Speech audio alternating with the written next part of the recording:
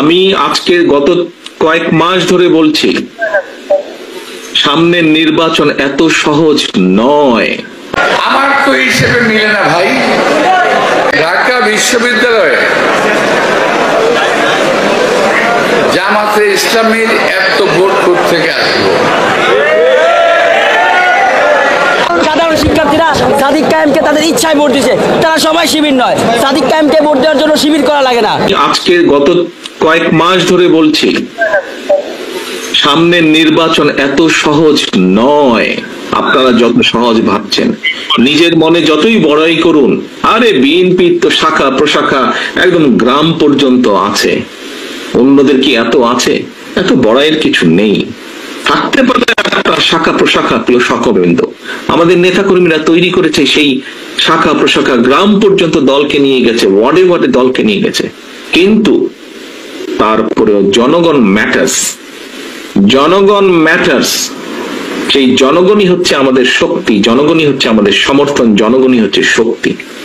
জনগণ সাথে না থাকলে জনগণ 5ই আগস্ট দেখিয়ে দিয়েছে। কাজে আমরা যদি ভুল করি, জনগণ আবার কোনো একটা কিছু দেখিয়ে দিবে, তখন কিন্তু পস্তাতে হবে।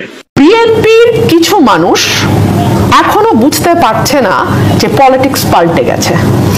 আজকে বিএনপির ভারপ্রাপ্ত চেয়ারম্যান যে কথাটি বলেছেন, আমি যদি ভুল না করে থাকি, আপনি লাইনটি পড়ছিলেন যে আমাদের নতুন ধারার রাজনীতিতে আসলে ঢুকতে হবে এবং নতুন ধারার পলিটিক্সটাকে বুঝতে হবে। আজ থেকে 9 মাস আগে আমি বিএনপির চাঁদাবাজি নিয়ে প্রথম কথা বলি। তো তখন বিএনপি আমাকে একটা চিঠি পাঠিয়েছিল যে আপনি চাঁদাবাজদের তালিকা দিন। আমাকে 72 ঘন্টার সময় দেওয়া হয়েছিল। তো আমি 69 ঘন্টার মাথায় বিএনপিকে একটা মোটা বড় বই দিয়েছিলাম চাঁদাবাজির বিভিন্ন ঘটনা। সো বেশ অনেকগুলোতে নিশ্চয়ই ব্যবস্থা নেওয়া হয়েছে, নাহলে 4000 লোক বহিষ্কার হলো কি করে। কিন্তু এই বহিষ্কার কেন কাজ করছে না সেটাও বিএনপিকে ভেবে দেখতে হবে এবং সেটাও বিএনপির নেতৃত্বকে খুঁজে বের করতে হবে এই কাজ না করার কারণটা কি। যতই মনে মনে তৃপ্তিবোধ করেন বিএনপি সবচেয়ে বড় দল, জনগণ যদি মুখটা ফিরিয়ে নেয়, আপনার আমার কিন্তু কোনো স্থান নেই। যত বড় যাই হই না কেন, আমরা নিজেরা নিজেরা যত বড় যাই মনে করি। আমি আজকে গত কয়েক মাস ধরে বলছি সামনের নির্বাচন এত সহজ নয়।